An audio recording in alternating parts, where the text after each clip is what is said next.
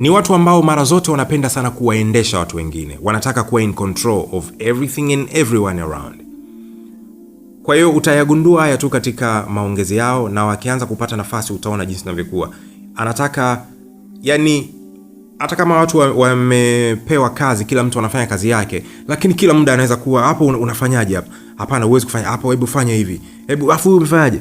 Yani kwa hiyo mtu yoyote katika wale hawezi kupata ule utulivu wa kusema kwamba sasa ana focus aanze kufanya kitu chake, kwa sababu unaweza kuwa umeanza kitu kina hatua 5, umefanya hatua ya kwanza, umefika nusu kwenda ya pili, kaja anakuvunja moyo hapo, bwana hiyo haitaki, hiyo umeharibu, fanya hivi.